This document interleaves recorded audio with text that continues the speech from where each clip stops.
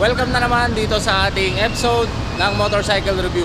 So eto mga tol, nandito tayo ngayon sa Skygo Motorcycle Dealer. Dito lang located sa J. Catolico, Senior Avenue, Lagao, General Santos City. So meron na namang dinalang bagong motor, ang bagong brand na Monarch Motorcycle. So walang iba kundi etong Monarch Omni 125. So eto mga tol, panibagong competitor na naman pagdating sa 125cc category. So ang tanong dyan, kaya ba makipagsabayan na ito, lalong-lalo na sa Big 4? Malalaman natin yan sa mga iilang taon na darating. So tara mga tol, silipin natin kung ano ba ang meron sa motor na to. Let's go!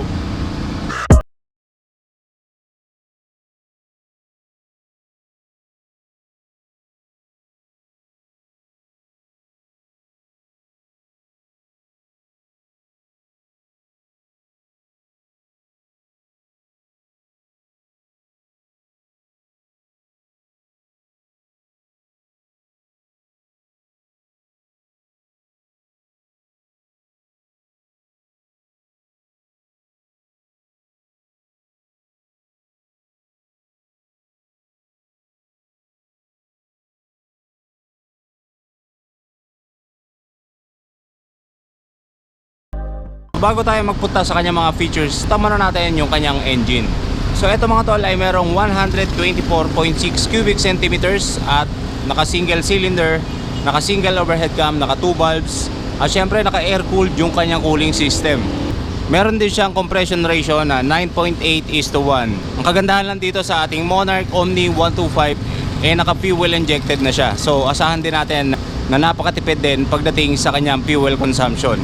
Pero ito nga mga tol, wala pang review regarding sa kanyang fuel consumption. Hihintayin pa natin kung ano ba yung talagang actual na fuel consumption nitong Monarch Omni 125. Si Monarch Omni 125 ay kaya mag-produce ng max power na 7.5 kilowatts at 7,500 RPM at kaya namang mag-produce ng maximum torque na 7.2 Newton meters at 6,000 RPM. Punta na natin yung kanyang mga features na meron dito sa ating bagong Monarch Omni 125.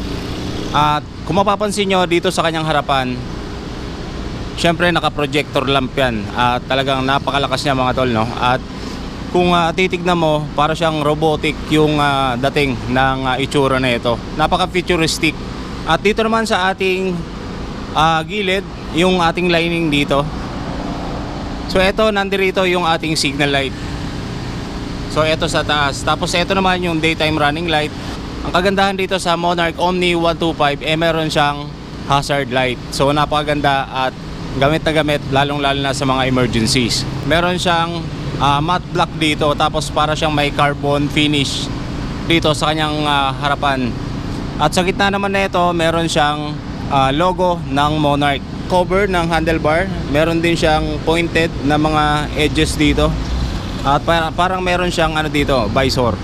So meron siyang color black at matte black, at ito naman yung parang color blue, na matte blue din yung kulay, no? So ganun din sa ating front face, meron siyang matte black dito at may matte blue naman sa kanyang gilid. Isa rin sa mga features na meron dito sa ating Omni 125, meron siyang ito, yung ating hazard light. So sa materials ng kanyang switches, talaga namang hindi tinipid yung motor na to, no? So ayos na ayos sa Monarch. At pagdating dito sa ating instrument panel, syempre gumagamit siya ng digital. At ito ay colored. Tapos ito, napaka basic lang ng mga details dito. Meron siyang left and right turn signal indicator. Tapos dito naman yung ating high beam indicator. Dito sa kabila yung check engine. Tapos yung odometer, speedometer. So ayan, nandirito na lahat. Sa loob, meron din siyang logo ng Monarch. So sa mga nangangamba na malobat ang kanilang cellphones, lalong lalo na kapag maglo-long rides, so dito sa ating Monarch Omni 125, meron na po siyang USB na charging port. So pwede nang gamitin ito. At meron din siyang dito, Type-C na port. So dalawang dalawang saksakan, merong USB at merong Type-C. So ayos na ayos. Pagdating naman dito sa ating susian, syempre naka-traditional key pa rin ang gamit na itong Monarch Omni 125.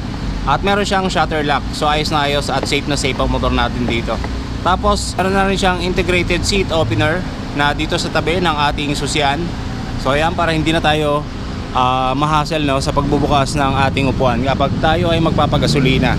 At para mas convenient yung ating pagmumotor dito, lalong lalo na kapag tayo ay may dala-dala or may bit-bit na mga bag, so pwede natin siyang isabit dito para hindi tayo mahirapan sa pagdadrive. So ayos na ayos to, lalong lalo na sa mga mahihilig mamalengke or may mga bit-bitin, para maging komportable din yung inyong pagmumotor. Ito nga pala mga tol, si Omni 125, lahat ng lighting system na ito, maging sa kanyang headlight, yung ating projector lamp, sa kanyang signal light, sa kanyang daytime running light, and syempre sa ating tail light and signal light sa likod, lahat yan naka LED. So talagang napakatipid din pagdating sa battery consumption. At syempre matibay at pangmatagalan ang mga LED lights. To be honest, no, yung cushion ng motor na to, medyo ano siya, may katigasan. Hindi naman siya ganun katigas, pero ibang-iba doon sa mga ibang cushion ng mga ibang motor. So eto, yung ating seat cover naman, napakakapal din. Talagang makapit siya. Tapos meron din siyang mga stitches dito sa gilid na may kulay red na stitches. Pagdating naman sa ating OBR, makapal yung kanyang cushion dito. So para hindi agad mangawit or manakit yung tagiliran ng ating OBR. So ayos na ayos to. So yun lang naman ang ano sa akin dito. Medyo matigas yung kanyang cushion. So eto mga tol, medyo may kalakihan din yung kanyang seat compartment, no. Hindi advisable yung half face or full face dito dahil although malapad siya, pero yung lalim niya hindi siya ganun kalalim. So ano lang, napakababaw lang. So okay na mga damit dito and mga documents or mga basic tools na pwede natin gamitin sa motor na to. Dito naman nakalagay yung ating tangke. At ito ay merong 5 liters na fuel tank capacity. So ganito, sa ganitong category na 125cc, napakalaki na niya mga tol, at siguradong malayo na ang inyong mararating dito sa kanyang 5 liters fuel tank capacity. So ayos na ayos. At syempre meron din siyang napaka-stylish na grab bar. So ayan, meron siyang matte finish at color black yung kanyang kulay, no? So ito ay plastic at napaka-compact nung kanyang taillight. At syempre gumagamit dyan ng LED. Tapos dito naman mga tol, makikita natin yung ating signal light na naka-attach dito sa ating rear fender. So naka-LED din. So napakaganda. At meron din siyang designated na plate light dito. So, syempre yung ating added visibility na reflector. Tapos yung kanyang rear fender naman, napakahaba din. So para iwas talsik ng putik para dito sa ating OBR. Napaka-sporty ng looks ng kanyang muffler. At napaka-simple lang, simpleng-simple. Walang gaanong kolorete, walang gaanong design. Ito lang, napakahabang heat guard para hindi mapaso yung ating OBR. Tapos ito naman yung ating fan. Siyempre naka-aircon dyan.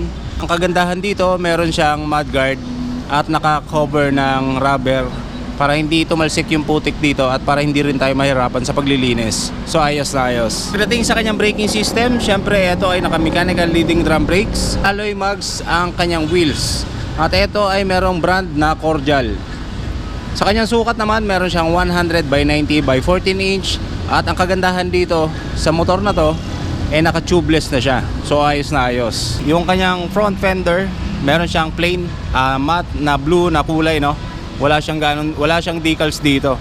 Sa kanyang suspension, naka-conventional telescopic fork. At sa kanyang braking system naman, meron siyang dual path piston caliper at may plain disc. At yung kanyang wheels, syempre naka-alloy mugs ang kanyang wheels. Meron siyang sukat na 90 by 90 by 14 inch. At ito ay tubeless. Cordial din ang kanyang brand. Hindi ko lang alam kung ano ang quality ng Cordial na brand. So dito sa gilid mga tol, mapapansin natin napaka minimalist lang ng kanyang decals dito dahil meron lang siyang nakalagay na Monarch dito sa kanyang itaas ng fairings. Tapos dito sa ibaba, meron siyang dalawang partition ng kulay dito. Yung blue, tapos merong matte black na parang carbon finish yung kanyang design, no? And dito naman sa kanyang likuran na fairings, so makikita natin na napakalaki ng decals. At meron siyang design na parang abstract na may combination ng parang blue, parang siyang blue na may pagka green. Tapos may black, may white yung kanyang combination.